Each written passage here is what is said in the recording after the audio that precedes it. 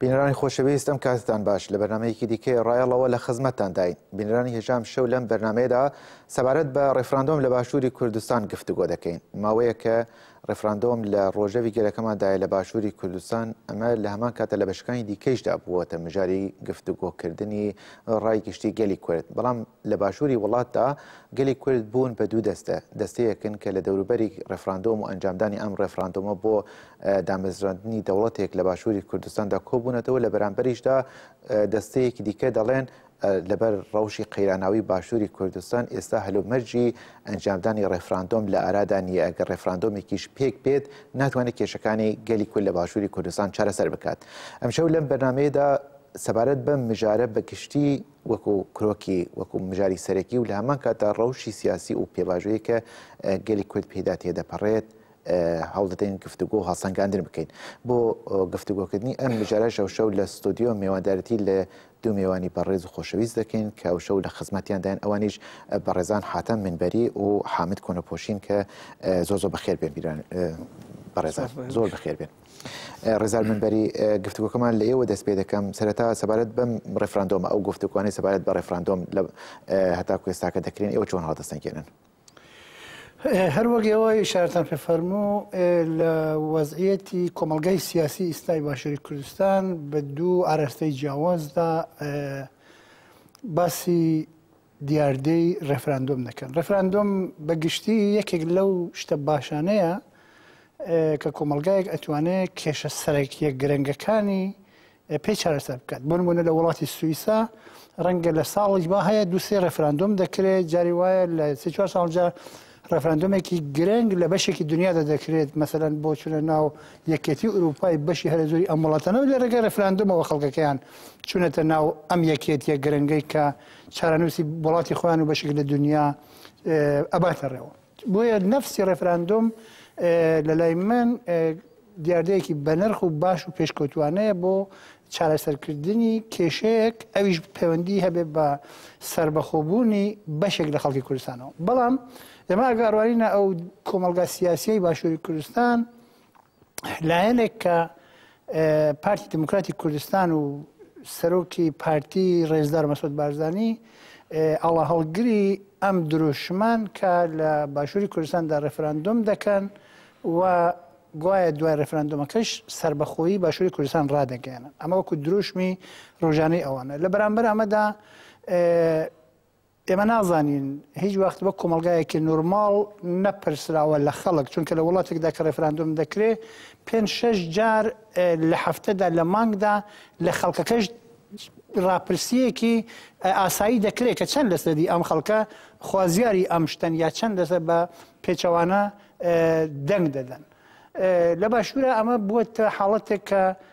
کۆمەڵی خەڵک موافقەکانی لایەنگرانی ڕێفراندۆم بە کورد و نیشتمان پەروەەر دەزانن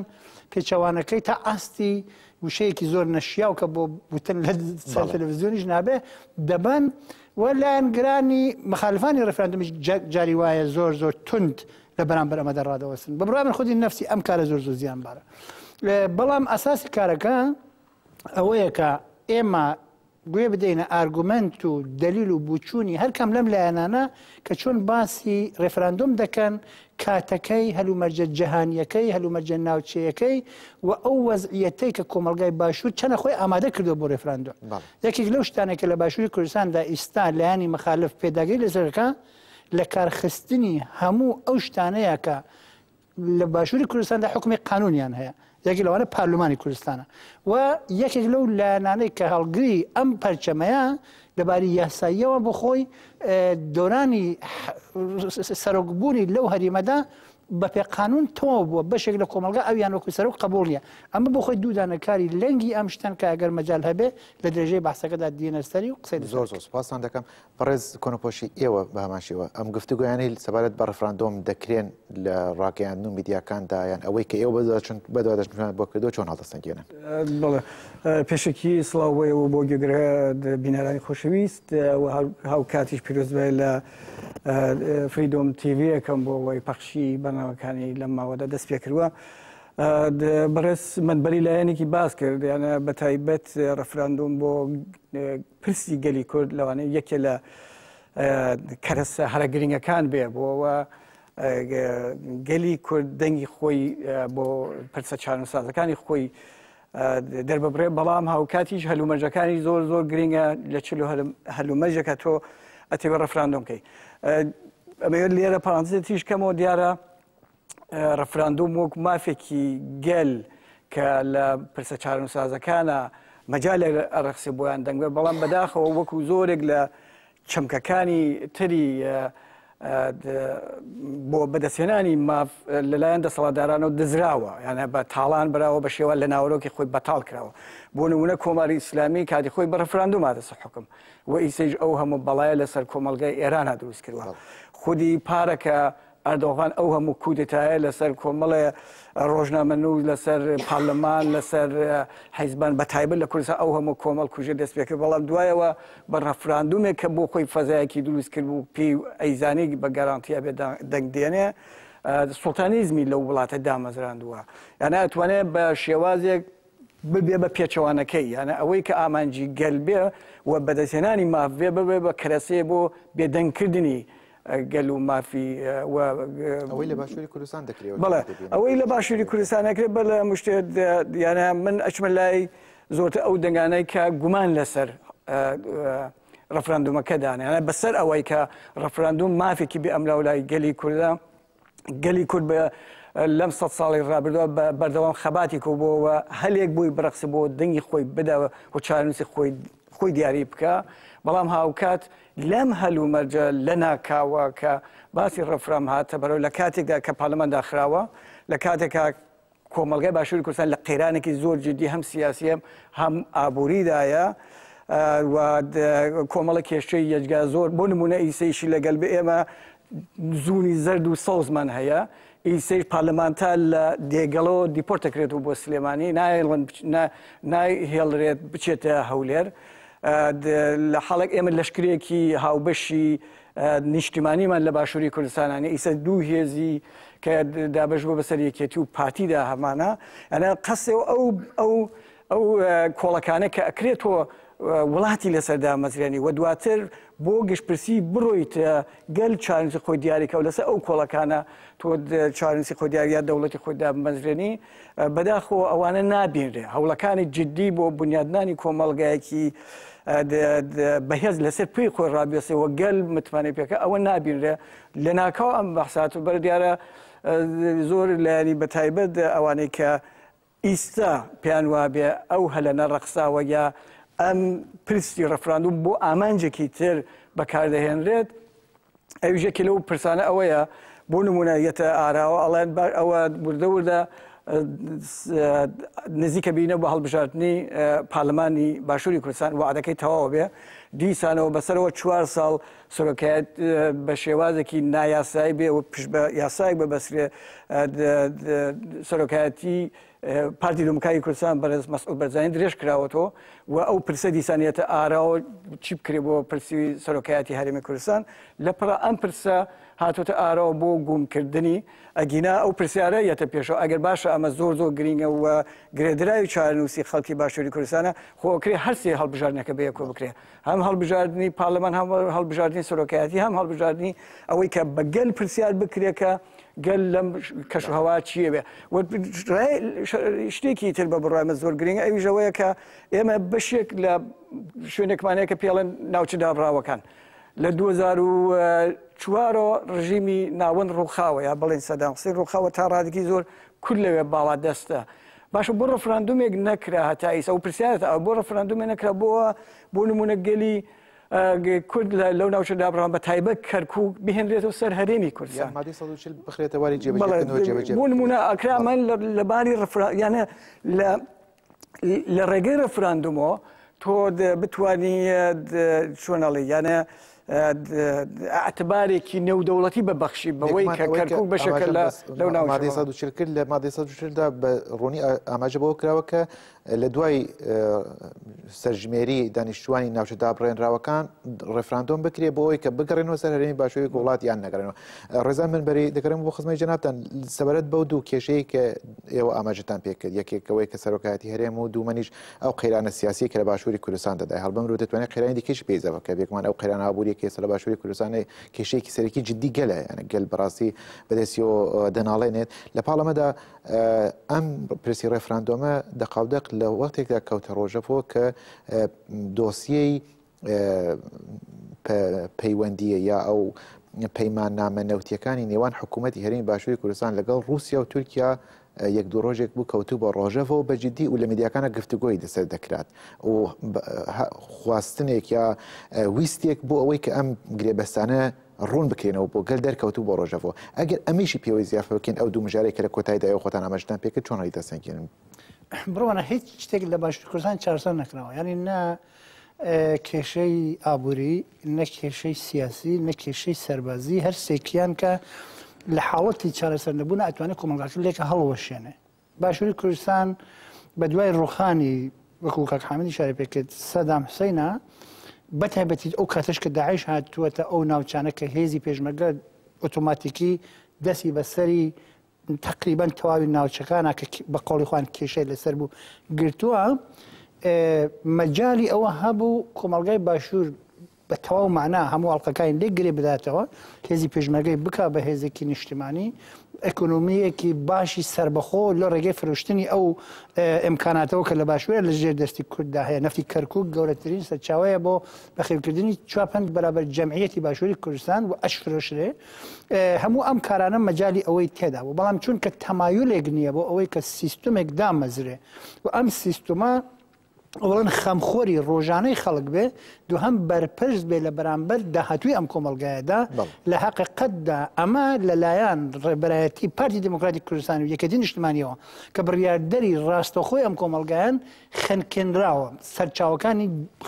وشک بوون ئەوەی کە ماوە پەلەقاژەیەکە کە کۆمەڵێک خەڵک دەیکا لەلایەکەوە لە قاڵبی ئۆپۆزیسیۆن و هێزهایەکی نیوە و ناتەواوی دەرەوەی دەسەڵات ئەوەش کە بۆ کۆمەلگات و مەسەن دەست لەسەر هەر بە شەرێک دادەینە باشوورە یان جنێو دەدا یان ناڕەحەتی خۆی دەردەبڕێ یان لعنەت لەو شرایەتە دەکات کە تێدا دەژی. ئەمە ئەسڵ کۆمەلگایەکی نۆرماڵ نییە. ئێمە لە ماوەی 50 ساڵی ڕابردوودا نیوەی ئەو وڵاتانەی کە ئێستا ئەندامی یەکێتی نەتەوەکانی دنیایان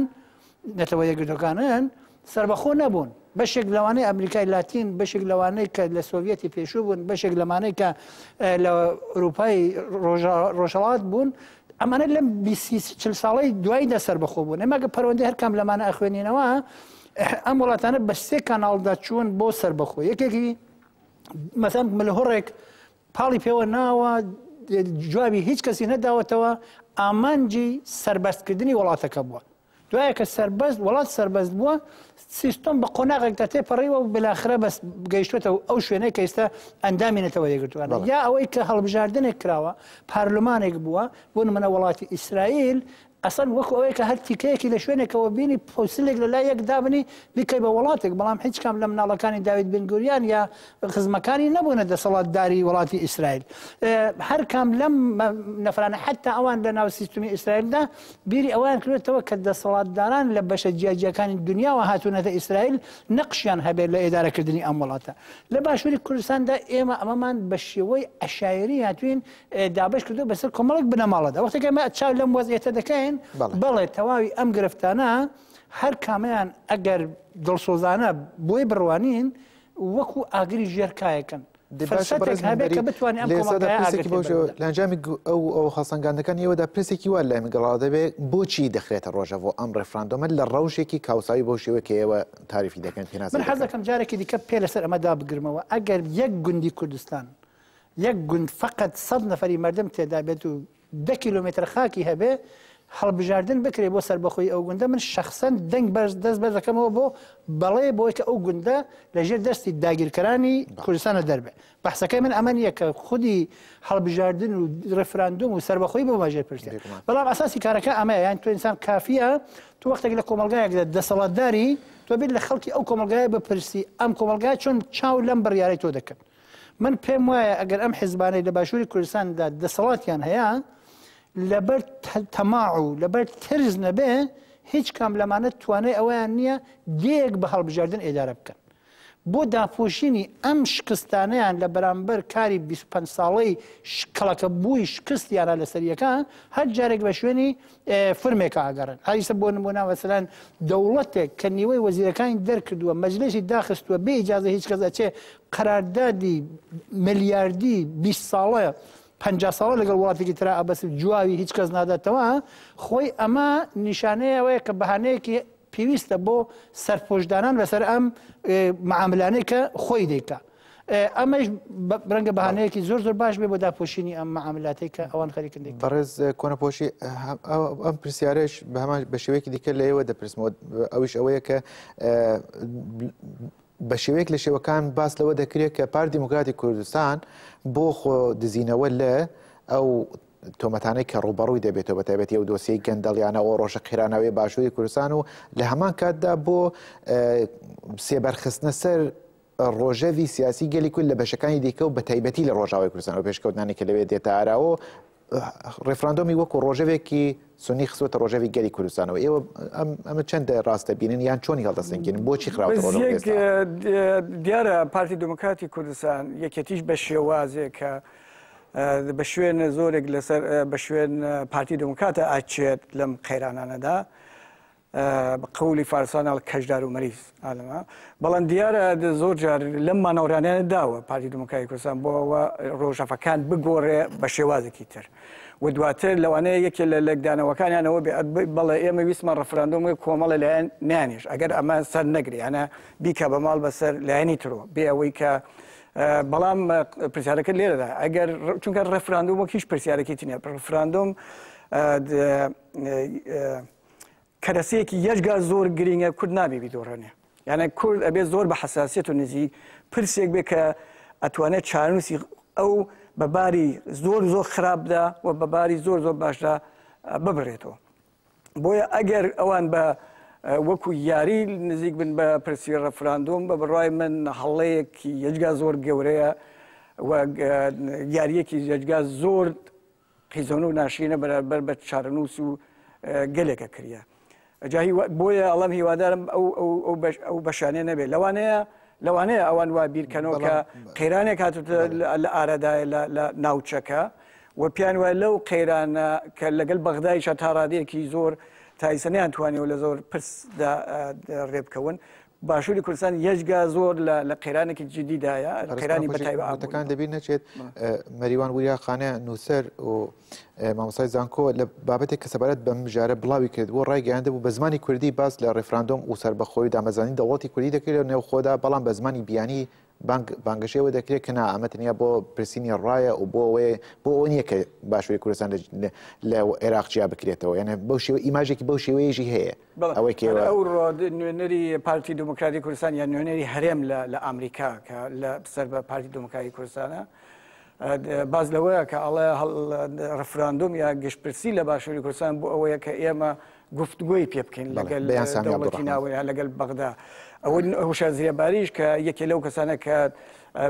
بەرپرس کراوە بەرامبەر بە پرسی گەشتپرسی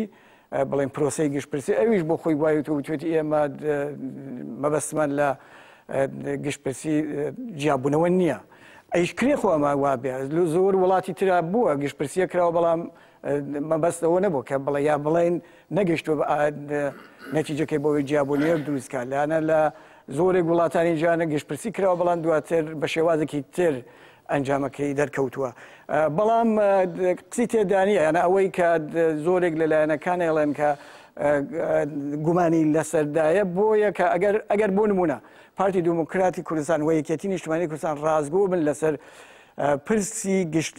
گشتپرسی کە یەکجا زۆر گرینگە بەنسبەت نەتەنیا باشووری کوردستان بەنسبەت چارەنووسی گەری کورد سەرجەم لە ڕۆژهەڵاتی ناوەڕاستە خۆ ئەبێت تۆ زمینەکانی بۆ ئامادەکەی ئەبێت ئامادەکارێک یەکجا زۆری بۆ بکەی ئەبێ بنیەیەکی ئابووریت ببێ خۆ ئەگەر ئێمە وای دابنێت تورکیا بۆ نمونەڵە من دژم ئێران ڕاستەوخۆ خامنەی دوێنێ وتوێتی من دژم بەڵای لە حاڵەتێکی ئاوادا کە ئەمانە حەساری ئابووری لەسەر دابنێن تۆ کۆمەلگاکەی خۆیشی یەک نییە یەک دەست نییە پارلەمان بۆ نمونە شەرحی یاساییترین بڵێن کە پارلەمان بێ کە گەل دەنگی داودا و خستووە باشە چۆن ڕوبەرۆ ئەم هەموو قەیرانانە دەبیتەوە ئەوانە هەمووی پرسیار دەکەن لە ئایا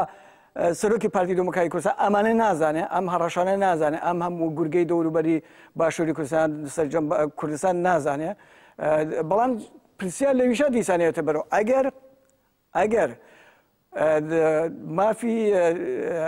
چارەی خۆنووسین یا بڵێن گشتپرسی لە باشووری کوردستان لە ئارادایە خۆیەکی لەو شوێنانە یەجگا زۆر گرنگە بۆ باشووری کوردستان کە لە هەلومەرجێکی نالەباردا کە بۆی بێتە پێشوو لەلایەن تورکیە و لەلایەن ئێراندەوە بە ڕۆژئاوای کوردستانە خۆ ئەبێ دەرگاکان و بکەیتەوە ئەبێ پەیوەندیەک وا دروستکەی کە لانی کەم لە ڕێگەی ئەوە بتوانین بەشێک لەو گوشارانە لەسەر خۆت لابەی بەڵام تۆ بینی پێچەوانەکەی بینێ بۆ هەمووی دوومان سێمان لەمەوبەر بوو سەرۆکی پارتی دموکراتی کوردستان لە ئەنکارە یا ئیستانبول بوو لە دیدار لەگەڵ ڕەجەیب تایب ئەردۆغان گەڕاوە هێزێکیان جوڵان ڕۆ بە شنگارەوە بوو ئەو شەڕە ناوخۆی بەداخۆ ڕوویدا و کۆمەڵەیەک شرڤان و خەڵکی سیڤیلیش شەید بوو ئەنە هەمووی بۆیە ئەو پرسیانەتە ئاراوە بەڕاستی گومان دەهێت کە ئەمە زۆرتر یاریەکە بە چارەنووسی خەڵکی کوردستان و ئەکرێ بۆ بەرژەوەندی بە تێسکی حیزبی و بنەماڵەی بەڕێز منبەری لەو قسانەی کە بەڕێز کۆنەپۆشی کردی دوو پرسیار دروستە بێت لام یەکیان ئەوەیە کە ئەمەژێ بۆ کە ئەنجامەکەی ڕفراندۆم زۆر گرینگە هەم بەلای ئەرێنەکەیدا هەم بەلای نەرێنەکەیدا و بەڕاستیش بۆ ئێستا بۆ گەلی کوردستان ئەنجامەکەی هەندێک وای لێ هاتووە هەم ئەگەر ئەرێ بڵێن ئەوەیە کە دەڵێن دەوڵەتێکدا بمەزێت وەکو ئەو حکوومەتەیە کە ئێستاکە 25 ساڵ 26 ساڵ حکومی دەکردوین زۆر دژبەری هەن ئەگەر بڵێن نا ئەو کاتر لە ڕای گشتنی و دەوڵەتیدا دەڵێن کورد کوتیان نا ئێمە سربەخۆیمان ناوێ ئەنجامەکەیشی دیسان بەنگاتی دەشکێتەوە لامان کاتە ئاماژەی بە خاڵێکی دیکە کرد ئەویش گوتی کە هوشیار زێباری بەرپرسی ئەرکدار کراوە بۆ گشتپرسی ئەمە چی گشتپرسیەکە کە کەسێک کە لەسەر دۆسی گەندەڵی لە وەزارەتی نێوخۆ یان وەزارەتێک لە عێراق دەردەکرێت دەنێرێتەوە بۆ کوردستان لەوێ دەبێت بەرپرسیاری ئەم گشتپرسیانە ئەمەە چۆن ئەم پارادۆسان چۆن هوشیار زێباری تەنیان ناوەکەی دەرکەوتووە دەنا بەشی زۆری ئەوانش کە قرار دیاری بکرێن بۆ هەر کارێک وەک ئەو گەندەڵن ینی دەگمەنە لە ناو کاربەدەستانی باشووری کوردستانە ئیسر کەسێک ببینیەوە کە هوشیار زێباری سەری بەرزتر بێت لە پەیوەندی لەگەڵ پرۆسەی گەندەڵیە بەڵام ئێمە خەتەری دووهەمی ئەم تیکەیە کە ئەگەر خدا نەکردە مەسەن خەڵکی باشوور بڵێن نا زۆربەی خەڵک بڵێن نا خۆ ئێمە لە ئینگلیز نین لە بریتانیا نین مەسەن خەڵکی سکۆتلان وتیان نا بۆ جیابوونەوە دوایە کە بریتانیا لە یەکێتی ئەوروپا چووە دەر ئێستا دیسانەوە مەجاری دیکەیان هەیە کە جارێکی دیکە ئەوان ڕاپرسی بکەنەوە یا خەڵکی کوێبێک مەسەن لە کانەدا وتیان نا جارێکی دیکە هەر وەختی مەجالیە پێیان خۆش بێ فرسەتی ئەوە هەیە کە ئەوان جارێکی دیکە ڕێفراندۆم بکەنەوە بۆ ڕۆژهەڵاتی ناوین ئەو وەک پەتێک وایە یعنی جیاواز داوای کە ئەم تیپە دەسەڵاتدارانەی ناچەی ئێمە هەر ئێمە بە دیلی و عەبدی خۆیان دەزانن کاتی ئێمە خۆشمان ئیمزایەک بدەینە ژێری ئەم پێکەوە بوونە ئیجباریە لەگەڵ ئەوانە ڕەنگە زۆر بەڵگەیەکی تاریخیە دێنە دەستیوان بەس من لە حەقیقەتە من پێم خۆشە مەسەن بەشەر لە ڕوانگەیەکی دیکەەوە بڕوانێتە ئەم مەسەلەیە ڕوانگەکە ئەمەیە کە ئەگەر کەسێک بیهەوێت ئەمە بکوەکو افتخارێک بۆ خۆی سبێنی دەوڵەتی کوردی ڕابگەیەنێ پێش هەموو شتێک زەرورەتی ئەوەیە کە تەواوی خەڵک کوردستان بشنە پشتسەری بەڵام بۆ ئەوەی کە خەڵک بچێتە پشتسەری ئەم کەسە ئەو ئەبێ بۆ خۆی چاڵی دۆربەری خۆی بکات مەسەلەی سێ ماگە کاک مەسعود وەکو کەسێک بڵێن لە هەموو ژیانی خۆیدا وەک خۆی لە ژاڵای کوردستان لەدایک بۆ ئەیهەوێت لە ژێرە وڵایشدا بمرێ کە من هیوادارم ئەگەر ڕۆژێک لە دنیا ڕشت و بلاخرە نەما لە ژیاندا بەسەربەرزی لە ژێرە وڵایە بڕەوە من وەکو شەخصێکی خۆم بەڵام ئەتۆ لەگەڵ باکووری کوردستاندا هێزی بەدەسەڵاتی یا هێزی دیاری ئەو بەشەی کوردستان ناسازگاری لەگەڵ ڕۆژاوای کوردستان ناسازگاری لەگەڵ گەورەترین هێزی ئەپۆزیسیۆنی ناو کۆمەلگا کە مەسەن مردنی نوێشەوان نیشانیدا کە گۆڕان لە ناو کۆمەلگادا وەزنێکی گەورەیە ناسازگاری لەگەڵ یەکێتی نیشتیمانیدا حاڵەتی مەعاملەگەریت هەیە حاڵەتی دۆستانت نییە بەکاری بێنی هەموو ئەمانە دەری دەخات دوایە کە گەندەڵ پیاوێکی گەندەڵەکەیتە مەسئولی پرۆسەیەکی تاریخی لە میژووی خۆتدا دوایەکەی لە پەیوەندی لەگەڵ هەموو ئەم وەزعەتەدا ئەتۆ ئامادە نیت نوتقێکی نیو سەعاتی بکەی کە تو چیت دەوێت بۆ ئەم وەزعەتە یعنی 5 کەلیمە قسە حتى خۆ مەسەن ئەگەر بۆ خۆشی پیاوێکی ناتەق نەبێت بتوانێت نووس ساعات قسە بکە خۆ نووسینێکی سێچوار لاپەڕەیی پێویستە بۆ ئەوەی کە خەڵکی کوردستان دڵنیا بکات کە ئەمەوێت ئەم وڵاتە بەم ئاواتە بگەێنم ئاواتی منیشە. بەڵام شێوەی قسەکردنەکان تۆ گوێ لە میدیاکان دەگری هیچ کەم لەمانە ئەمەڵی نابن. حەزەکەم دیسانەوە ئێمە لێرەکە دانیشتوین لەم بڵنگەوە قسەی ئەمە نەکەین کە ئەمە نابێ. ملەتی وا بووە 50 لەسەری ئەو دەستکەوتانەی قسەی کوردی نەبووە، دوژمنیشی لەمە ئێمە سەختتر و دەڕەندەتر بوون، بەڵام توانیوێتی قۆناغی سەربەخۆیی ببڕێ. تەنیا ئەوان کارێکیان کردو هەرە کۆسۆڤۆی کە مەسەلەن بەقەی هەولێر و منتەقەی هەولێر خاک و جەمعیەتی هەیە، ئەوەی کە ئەوان کردیان لە پێشدا ئەوان زمینەی دیپلۆماسیەکان ئامادە کرد لەگەڵ هێزە ناکۆکەکانی ناوخۆیانە سازگار بوون، دوایە کە وەختی سەربەخۆیان ڕاگەیان ئەوان بوون و سربیان. ئێستاش سربستان قبولی نییە کە کۆسۆڤۆ وڵاتێکی سەربەخۆیە، ئێستاشی لەگەڵ بێ هەڕەشەی داگیرکردنی لێ دەکات. بەڵام ئەو وەختێکە یەکێتی ئوروپای ڕازی کردووە بە سربستان هەر بەخۆی قسە بکات. دەوڵەتی ئێستای عێراق مەجای ئەوەی نییە بە هیچ شێوەیەک هێرش بکاتە سەر هیچ بەشێکی کوردستان لە شرایەتی ئێستایدا. جمهوری ئیسلامی خواردی خاکی کوردستان نابێت. تورکیە گیرۆدەی هزار مشکلەی دیکەیە ئەگەر هێزەکانی کورد لە بەشەکانی دیکەدا هاوپەیمان و استراتیژیک لەسەر ئەمە ڕێککەوەن باشووری کوردستان مەجای سەربەخۆیی لە زۆر شوێن دیکە زیاترە. بەڵێ زۆر سوپاس دەکەم. بەڕێز کۆنەپۆشی پرسیارێکی بەو شێوەیە دێتە ئاراوە لە ڕەوشێکی بەو شێوەیەدا ئارمانجی پارتی دیموکراتی کوردستانی عێراق پارتی دیموکراتی کوردستان چییە لەم گفتوگویانە بە بڕوایەوە؟ یعنی دەیەوێت بەکوێ بگەێنێ لە ئەنجامی ئەو تابلۆیە کە بەڕێز منبەری ئاماژەی پێکرد ئەو ڕۆژەکەی لەگەلەوەی کە بەڕێز منبەریەڵە لە تێڕوانەیەکی ڕەشببینیەوە نایەڵم بە هیچ جۆرە، یانە بۆ خۆم وەکو بەڕێز منبەری وتی لایەنگری پڕ و پاقودسی ئەومە کە گەل لەسەر چارەنووسی خۆی دەنگ بدە و هەموو کاتێک هەل بڕقسی بۆەوە گەل ڕاپرسی بکرێت لە خەڵکی کوردستان. بەڵام هاوکات هەموو شتێک هەلومەرجی خۆی گەرەکە، یانە ئەگەر هەلومەرجێکی بۆ نەڕقسێنی ئەتوانێت پێچەوانەکەی بێ. بۆ نمونەی ساڵێن ئەم گەشتپرسیە ئەگەر لە بڵێن بەو وەزئەو کە ئیسە هەیە بۆ وەزیۆ کە ئیسە بکریە بڵێن زۆرینەی خەڵکی پارێزگاری سلێمانی دەنگی پێ نەدەن. ئەمە کارەسات بۆ کرد بە شەرتێ بۆ خۆمانە هەموو کەسێک گەزانەیە شۆڕشی باشووری کوردستان لە 60 ساڵی ڕابردووە یەکێ لەو شوێنانە کە ناوەندی جوڵانەوەگەلی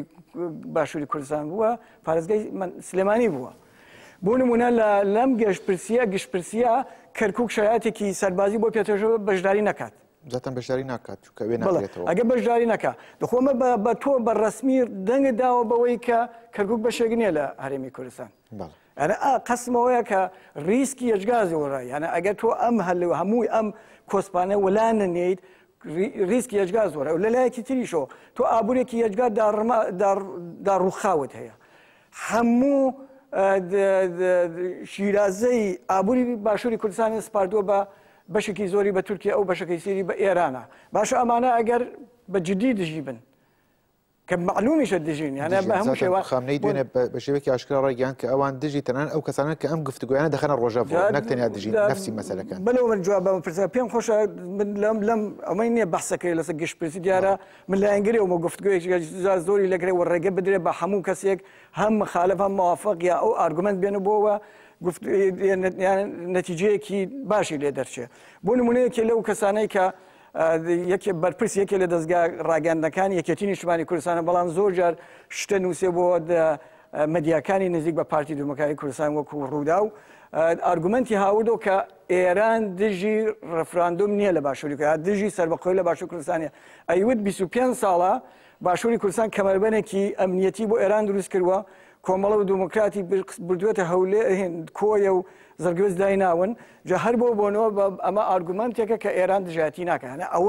ئەو ئارگومەندە خودکوشیە زیاتر. یارە جارە بە لە مشت ئێران بەوە ناخڵێتێ بە قسەی کەسێکی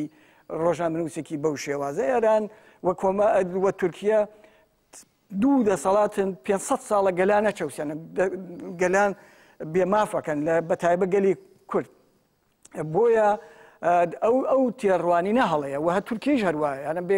ئەم لەولا وەختێ بچێتە باری لایەنگری جددیۆ کە کورد ئەلانی سەربەخۆیی کە لە باشووری کوردستان کە تورکیا حتمما دژگەری بەسەر ناکرێت تورکیا شنگار وێران کە ئامەد وێران کە ئامەدی سوور وێران کە زیندانەکانی پڕکات لە کورد بەڵام ڕێگە بدا کە کورد ئاڵای خۆی هەڵکات لە باشووری کوردستانە سەربەخۆی خۆی ڕابگەن و کەرکووکیش بەشێک بێت لەوە هەر چۆن بەداخەوە ئەوەی کە وتیان ئاڵای باشووری کوردستان لە کەرکووک هەڵەکەین و ئەردۆغان هات هەڕەشەی کرد بۆ خۆیان وتیان ئێمە هاوڕێین لەگەل ئەردۆغانە و هەموو سەرچاوە خەبەرەکان باز لەوکە هێنایەنە خوارەوە ئەمە بەڵام ئەمە وەک ئاڵاکەنیە زۆر قرسرە یعنی یەکێک لە عینەکانی بەڵام بۆ ئەم پارتی دموکراتی بێ هەموو بێ ئەوەی کە هەمومە باسمان کە بەڕێز منبەریش باسی کردوە زۆرێک لە ڕۆشنبیرانی کوردستانیش پرسیار لەسەرەوە گومان لەسەرەوەدا ئەم ئیمڕۆ یعنی بڵێن ئەم سێ مانگە کورد بەسەر هەموو هەلێک زیاتری بۆ ڕخساوە لە چاوەڕابردوو بەڵام چونکە ماڵی خۆت یەک نییە لەوانەیە لە هەموو کاتی زیاتر نائامادە بین بەڵام پارتی ئیسراری زۆری لەسەرەکە بەشێکی زۆری ئەچێتەوە بۆ ئەو یاریەی کە پارتی بۆ مانەوەی بەڕێز مەسعود بەرزانی لە پۆستی سۆرەکایەتی هەرەمە هێنە لەوانەیە بەشێکی زۆریانە ئەم پرسە گرینگە بکا بە قوربانی مانەوەی کورسیەکەی مەسعود بەرزانی. زۆر سوپاس دەکەم. بینایی خۆشەویست لە باشووری وڵاتیشەوە ڕۆژنامەوان مازنی یارسانیمان لەگەڵدایە کە سەبارەت بە ئەم پرسە لە نێو باشووری کوردستان نێو گەلدا چۆن گفتوگۆی لەسەر دەکرێت دەمانەوەی زانیاری لە بەڕێزیان وەربگرین. هەواڵ مازن ئەگەر دەنگی ئێمە دەبیستم کاتتان باش. ڕاستە دەنگتان دەبیستم. هەواڵ مازن لە باشووری کوردستان لە نێو گەلدا سەبارەت بە ڕێفراندۆم گفتوگۆیەکی چۆن دەکرێت ئەوانەی کە لەگەڵیدان و دژبەرانی چ باسێک دەکەن ئارگومنتەکانیان چییە و چۆن لە باشووری وڵاتەوە لەم پرسە گرینگە دەڕوانرێت؟ ڕاستە وەک دەزانن پێشتر حکوومەتی ناوەندەوە هات لە ماوەی چەند ساڵێکە ئەو بودجەش بڕاوە قەیرانێکی ئابووری زۆر براوان و دروست بووە خەڵک بەگشتی لە باشان بە دوای ناندا دەگەڕێت بۆ نمونە بە دوای چارەسەرکردنی نەخۆشەکان دەگەڕێت دەگەڕێت لە لای ئەو پرسانەیە ئەوەندە بیت لە لای سەربەخۆیی ئەو دۆخەی دروست کردووە کەسانن کە بەشە بۆ سەربەخۆیی دەکەن بۆ نمونە باشووری کوردستاندا بەسەر دووز سەوز ئەساساً مەسعود بارزانی وەکو سەرۆکی خۆی ئێمە ئەومان لەبیر بێ کە مەسعود بارزانی ئێستا لە ڕووی یاسایی بۆ سەرۆکی خۆی سەپاندەوە بەسەر هەرێمی یعنی ئەگەر تۆ سەیری ڕۆژی داهاتی تاک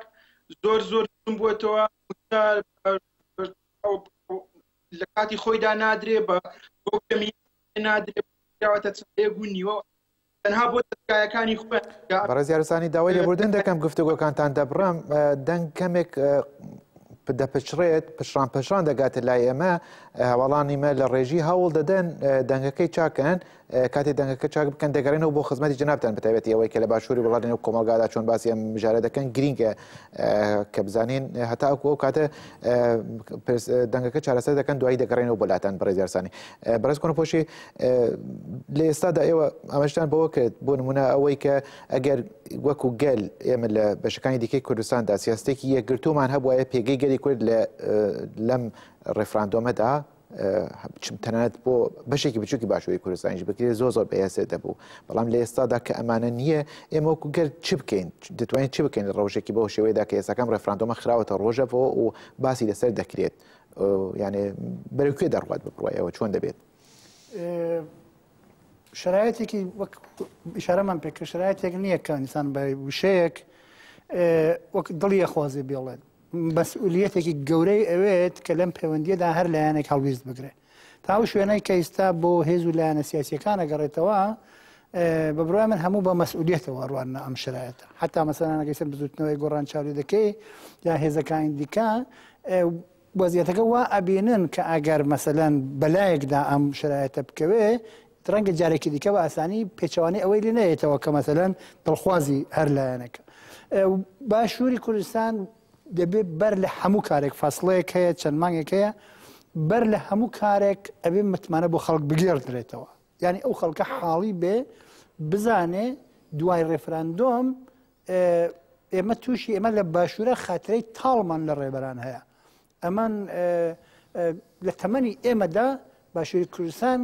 کۆڕەوی بینیوە، باشووری کوردستان هەڵەبجەی بەسەر هاتووە، باشووری کوردستان 75 بەسەر هاتووە کە تر لە مێژووی ئێمەدا وەکو تاڵترین ڕوودا و تۆمار کراوە.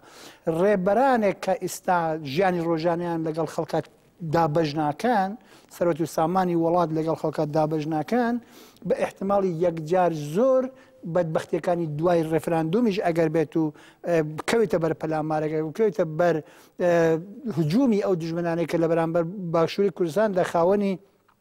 هەڵویستی دژمنانان سەلیسەت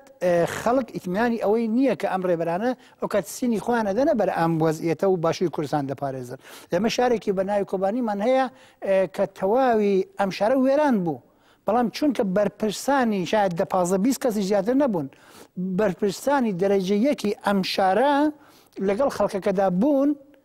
ئێستاش هیچ کەسێک ناڵێ ئەم شارە بوو وێران بوو، شار وێران بوو. دیارە ئەکرا ڕۆژی ئەوڵ بەرپرسانی ئەم شارە بژنوناڵەکەی خۆیان بنێنە ئیستانبول، خۆیان بێن لە شوێنێکی دیکەوە سەرپەرستی لە دوورەوەی ئەم وەزعیەتە بکەن. کۆبانی لە هەفتەی ئەوڵدا تەواو دەبوو، نابووە میژوو، نابووە دیرۆکێکە ئێمە هەمانە. ئەبێ ڕێبەرانی باشووری کوردستان ئەم ئیتمینانە بە خەڵکی کوردستان بدەن، چەندە دەتوانم من نازانم، بەڵام لە حقیقەتی خۆیدا تا بەدی هاتنی ئەم ئیتمینانە خەڵک ناتوانێت دڵنیا بێت لە دوا ڕۆژی خۆی هەر ئەم وەزعیەتە دەبێت کە ئێستا هەیە. یان تۆ مەسەلەن کابرا لەسەر تەلەڤیزیۆنی خۆی هەرچێکی پێخۆشە ئەڵێ، حتا زۆر زۆر نابەرپرسانە مەسەلەی هەڵپەڕین و شتیواشیان بۆ بەکار دێنێ، بەڵام کە کاتە ڕۆژی تنگانە خەڵک نایەن دەستی تۆ بگرن بۆ ئەم مەسئولیەتە گەورەیەکە ئەواتی بۆ خوازی وە ئیدعایەک. زۆر سپاس دەکەم. بەڕێز کۆنەپۆشی، هەتاکو ئێستاکە ئیماژێکی بەو شێوەیە لە باشووری وڵاتەوە دروست کرا لە بەرامبەر ڕۆشنبیران، پارتە سیاسەکان، ڕێکخراوەکانی دیکەی بەشەکانی دیکەی وڵاتەوانێکی لە بەشەکانی باکوور، ڕۆژهەڵات و ڕۆژئاوادا چالاکتر بوون. ئەوانە کوردی ئێران، عێراق، تورکیا و سووریان، یانە کوردی ئێران و تورکیا و سووریان حەقیان نییە لەسەر مژاری باشووری کوردستان قسە بکەن و حق تەنانەت مافی ڕەخنەدانیشان نەدەکرێت، مافی ئەوە چەندە هەڵسەنگاندن بکرێت. نێو خۆی باشووری کوردستانیشدا گەل بەسەر ئەوەی کە هەرکەس لەگەڵ من نەبێت دژبەری منە، پاڵی داوە بە داوەتانی دایکێری کوردستان بۆ تۆمەتانە دابەرکرا و ڕێگەکەی بووە ئەنجامەکەی بوو بەوەی کە ئێستاکە ئەو حکوومەتەیە کە لەسەر دەستی کوردە لە باشووری کوردستاندا، و حکوومەتەیە کە نەتەنیا بەرهەمی تێکۆشانی باشووری کوردستانە بێگومان ڕاستە لە باشووری کوردستان نرخێکی یەکجار زۆری بۆ درا، شەهیدێکی یەکجار زۆری بۆ درا، ئارەقێکی زۆری لە پێناو ڕۆژەوە، بەڵام لە پێناو ئەمەدا بەشکانی دیکەی کوردستانیش باجیان داوە و نەقشیان هەبووە و ڕۆڵیان گێڕاوە. ئەی لە ئێستا بەدواوە ئەگەر ئەم شێوە گفتمانە هەروە بەردەوام بکات بە بڕایەوە چارەنووسی گەلی کورد بەکیەوە دەچێت. دیارە من پێشتر لە وەڵامی پرسیارەکانی پێشووترە وەڵامی ئەومەداوە کە بەڕێزێک کە ڕۆژنامەنووسەوە یەکێ لە ڕۆژنامەنووسە بە حەساب بەناوبانەکانی باشووری کوردستانە باسی ئەویەکە کەوتی ئەوان باشووری کوردستان کەمەربەندێکی ئەمنیەتی بۆ ئێران دروستکەوە، ئێران نابێت دژایەتی ڕەفراندۆمکە بەو معناوێ ئەوەی لەو دیوی ئێمە مشکل نییە چارنووسیان چیان بەسەردەیە لەلایەن کۆمای ئیسلامی ئادامەکرێ، کۆڵبەرە لە سنوورەکانە دەکوژرێ، زیندانی سیاسیە ئەشکەنجە ئەکرێ، زمانی کوردیە لەوێ لەلایەن جمهوری ئیسلامی قەدەغەی لەسرە. یعنی ئەم هەموو شتە عەلاقەی بە ئێمە نییە، ئەوە عەلاقەی بە ئەم جوغرافیا بچووکەی خۆمانەوە. ئەوە بەداخۆ تێڕوانینێکی یەشگار زۆر هەڵەیە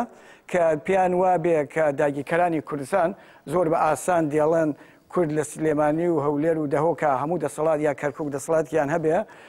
بەڵام ئەوانیش دابنیشە هیچ نەکەن. ئەوە هەڵەگەیشتگە زۆر ئەو جیاواز لەوە بەداخەوە کە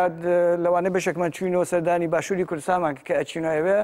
حسابەوەمانە بۆ ناکریەکە ئەمەش کوردە و بەڵام خەڵکی باشووری خەڵکی پارچێکی تری کوردستانە و ئەوی ژوەگی ئێمە کێشەی نەتەوەی هەیە، ئەوی ژوەگی ئێمە ژێر زەم و زۆر بووە ناچار بووە شارودیە و گوندی خۆی بەجێبێڵە، بەڵکو وەکو زۆرێک لەوانەیە زۆر جار وەکو چەند برادر باسییان لەوانەیە ئاوارەکانی حەوێجە زیاتر ڕێزیان لێ بگیرێت تا کوردێکی خەباتکار و لە پێناوی خەبات و تێکۆشانە مەجبور وە سنە بەجێ بێڵە و لە سلێمانی لە هەولێر بگرسێتەوە. جیاواز لەو بەشیە کە ڕێگە ئەگیرێت لەوەی کە جاری وایەڵەن ئەمانە ئێرانین و ئەلاقیانچە باکوورین یا بڵێن بە قەو خەڵکی تورکیە کێشەیەکی تر زۆر جدی حتا نەتەنیا لەم گشت پرسیە باشووری کوردستان لە ئارادەیە بەڵکو لە هەڵبژاردنەکانی پێشووتیژە ئەم هەموو هەزارها کوردەی باشووری کوردستانە لە ماوەی ئەم 40-50 ساڵە ناچار بوون وڵات بەجێبیان لە وڵاتەکانی تایبەتمەند خۆیان بۆیان نێبەشداری هەڵبژاردن بکەن. بەوان ڕێگە بەوان بڵێ داوای لێبوردن دەکەم وتەکان دەبڕم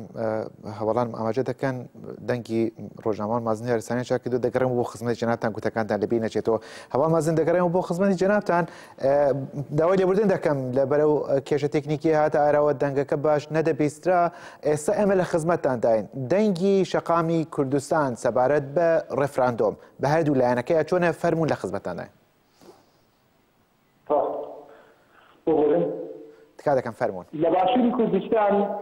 قەیرانێکی ئابووری بەرفراوان هەیە وەکو دەزانن زۆربەی باشووری کوردستان فەرمانبەری میرین فەرمانبەری حکومی لەبەرەوە ئێستا کە بودجەی باشووری کوردستان کورتی هێناوە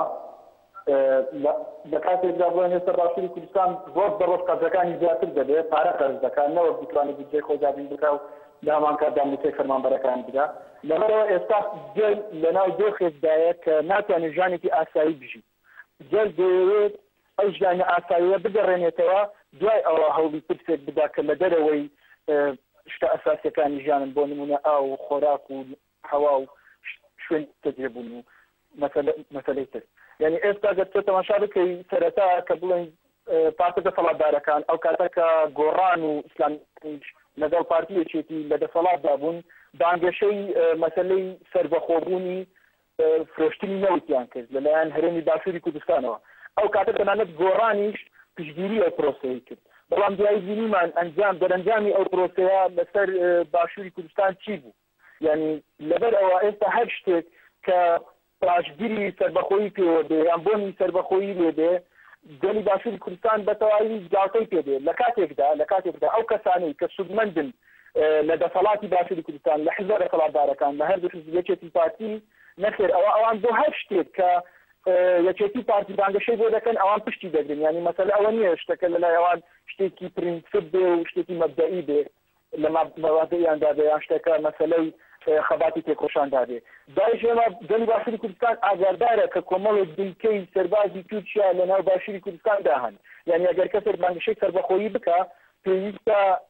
ئەو ئێستا بێ خۆی لە عێراقدا دەڕێ باشە کە ئەوە دەکات زاتن ئەوە ناکات ئەوە تەنها بانگەشەیە دروستکردنی قەیرانێکە دروستکردنی دەنگۆیەکە بۆ تێپەڕاندنی ئەو قەیرانە ئەساسیەی کە هەیە ئەویش کە مەسەلەی کورتهێنانی بودجەیە مەسەلەی نەبوونی داهاتە یعنی ئێستا گەنجی باشووری کوردستان کاتێک کە بانکۆت تەواو دەکات هیچ شتێک نییە بیکات کارگەیەک نییە ئیشی تێدا بکە گوندەکان هەموو چۆڵ کراون یعنی ئێستا ژیان لە باشووری کوردستاندا ڕاوەستاوە یعنی ئەگەر بێت و دەوڵەت ڕابگەیەندرێت کە هەر ناگەیەندرێت بەڵام ئەگەر بێت شتێکی یا بکەوێت ڕەفراندەمەکە سەرکەوێت دەوڵەتێک ڕابگەیەندرێت ئەو کاتە باشووری کوردستان خەڵک لە برسان دەمرێت چونکە ئێستا زاتەن وا خەڵک ئیشی نییە گەنجەکان هەموو بێکارن یعنی بۆ نمونە زۆربەی باشووری کوردستان پشتیان بەداهاتی ئەو ئاوارە عەرەبانە دەبەست کە لە باشووری کوردستان دەژیان ئێستا کە دۆخی ناوچە سونیەکان باشتر بۆتەوە بێور بۆتەوە یعنی خەڵک زیاتر لە دو ساڵی ڕابردوو تووشی کێشە بۆ چونکە ئەو ئاوارانە نەماون چونکە ئەو ئاوارانە کە فەرمان داهاتیان لە حکومەتی عێراقەوە بۆ داهات لێرە خەرجیان دەکرێت یعنی دەو شێوە باشووری کوردستان لەو دۆخەدایە باشە ئەمە ئارگومنتی ئەوانن کە دژبەری ئەو ڕێفراندۆمەکان بەڵام لە هەمان کاتە لە باشووری کوردستاندا لایەنێک دیکەشەیە کە ڕێفراندۆمی خستۆتە ڕۆژەڤەوە و بانگەشەی بۆ دەکەن و ئارگومنتی بۆ دێنەوە کە پێویستە لە ئێستادا ڕێفراندۆم پێک بێ لە باشووری کوردستان ئەوان چۆن دەڵێن چۆن باسی ئەمە دەکەن باکەن ئەوانەی کە ئێستا پشتگیری ڕێفراندۆم دەکەن ئەوانە هەمان ئەو کەسانن کە پشتگیری ئەو سنوورداخستیان دەکرد لەسەر ڕۆژاوای کوردستان لەبەرەوەی ناو ناتۆرەی جێبەجێریان لە هێزە شۆڕژگەڕەکانی ڕۆژاوای کوردستان دەن ئەوانە هەمان ئەو کەسانن چونکە ئەوانە کەسانێکن سەر بە دەسەڵاتن پیاوی دەسەڵاتن هەموو کاتێک دەسەڵات هەر پشتێک بخاتە ڕۆژنەوە ئەوان بەبێ دانوستان بەبێ گفتوگۆکردن بەبێ لێدانەوە پشتگیری دەکەن یعنی ئەوە مەسەلەیەک نییە لە مێژوودا ئەو شتە هەر هەبووە یعنی لە هەموو شوێنێک ئەو شتە هاوشێوەیە یعنی کەسانێک کە سەر بە دەسەڵاتن سوودمەندن لە دەسەڵات ئەو شتانەی کە دەسەڵات بێ لە دەستێ دوو ئەوا پشتگیری لێ دەکەن یعنی دوای مەسەلێت بزانی لە باشووری کوردستاندا لەنەوەتیەکەوە هێزی هێزی خۆسەر ینی سەر بۆ هەرێمە هەیە یاسای سەر بۆ هەرێمە هەیە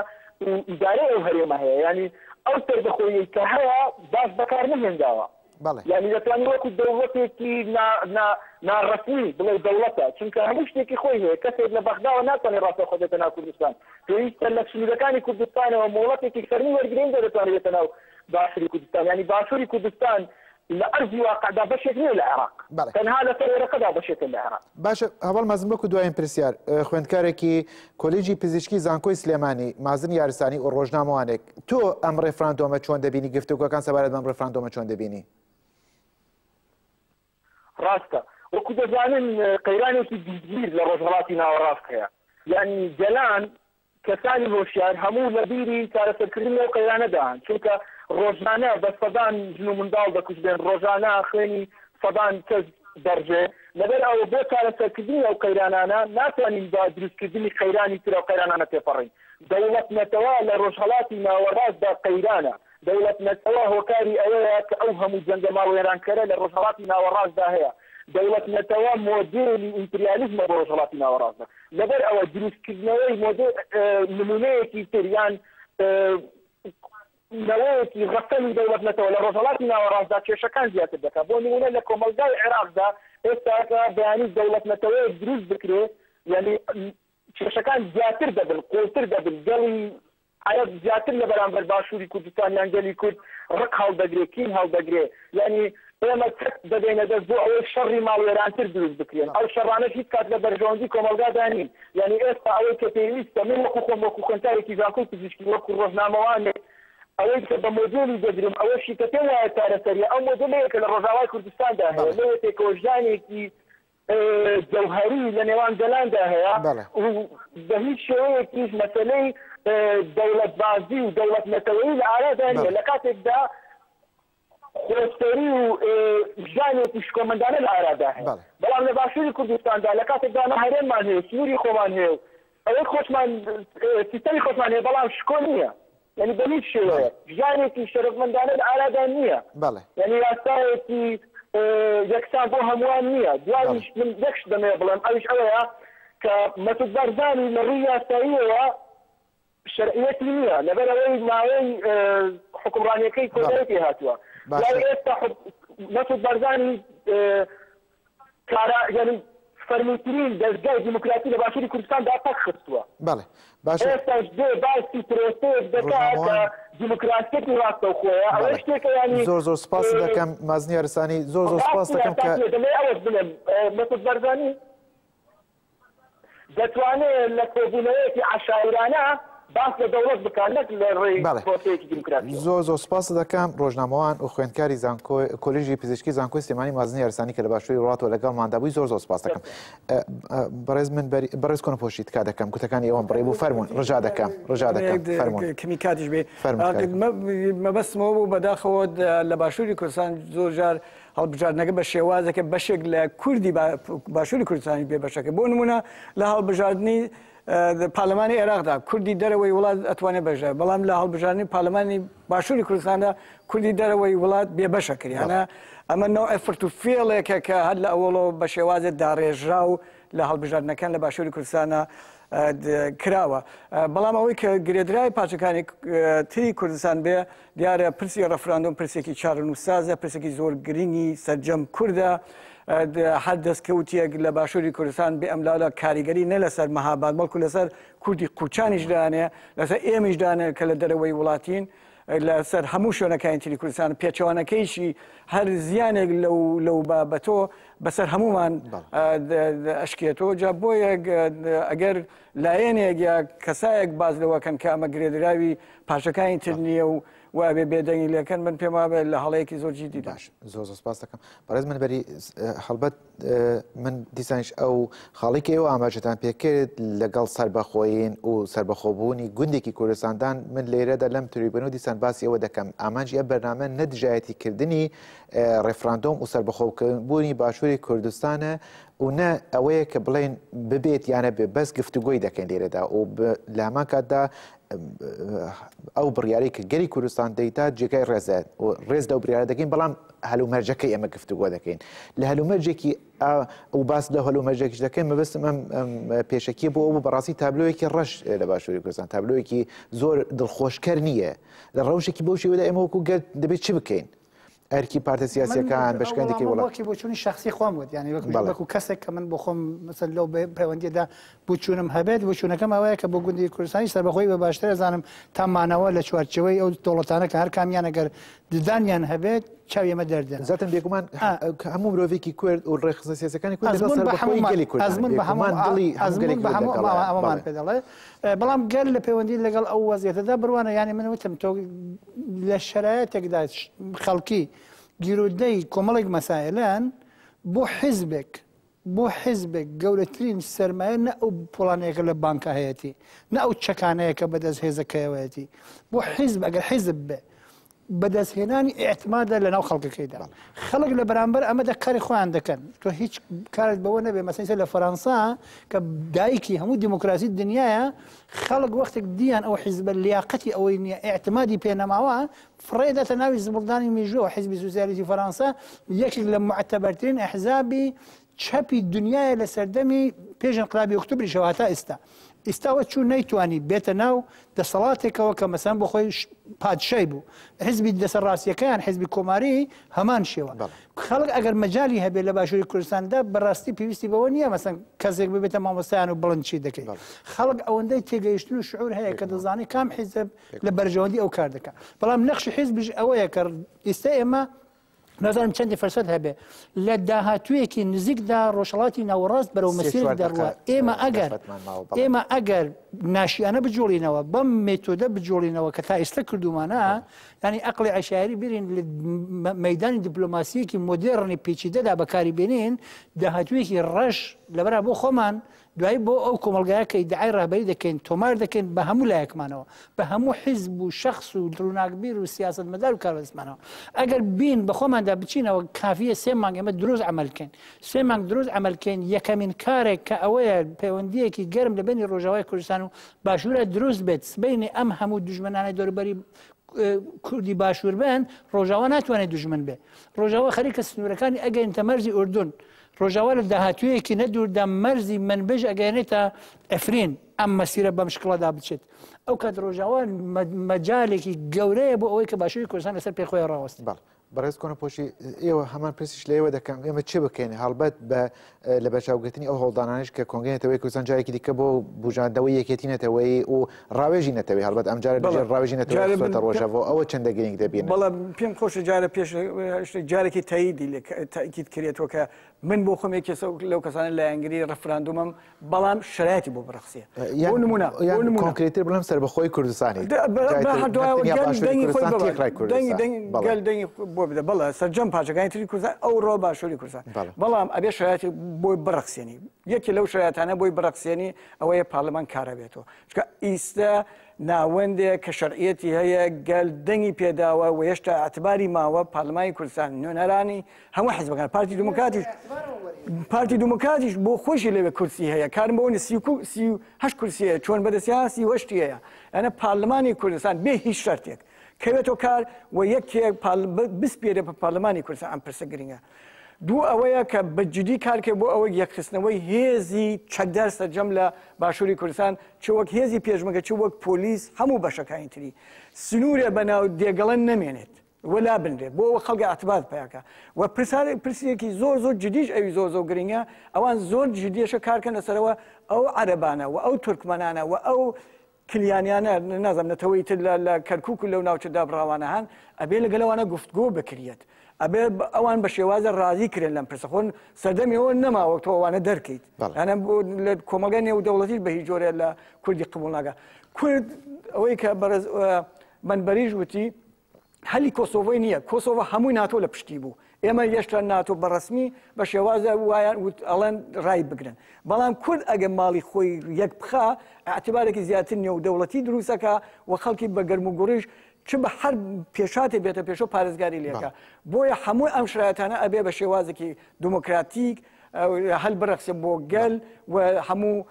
دەم و دەستگاکانی باشووری کوردستان کەوێتە خزمەتی بەرژەوەندەکانی گەل لەو حاڵەتە دیارە هەلێک گونجاو زیاتر ڕخساوە بۆ ئەوە گەل بە هەموو شێوازە پێشوازی لە گەشتپرسی باشووری کوردستان بکە. چاودێری سیاسی حامد کۆنەپۆشی زۆر سوپاس دەکەم کە بەژای بەرنامەی ڕایەڵ بووی. هەروەها بەڕێز هاتە منبەری زۆر سوپاس بۆ ئێوەش کە زەحمەتان کێشاتن بەژای بەرنامەی ڕایەڵی تەلەڤیزیۆنەکەمان بوون. زۆر سپاس بۆ ئێوەش جارێکی دیکە من لەبیرم چۆ پیرۆزبایتان لێ بکەم. زۆر سپاسان دەکەم.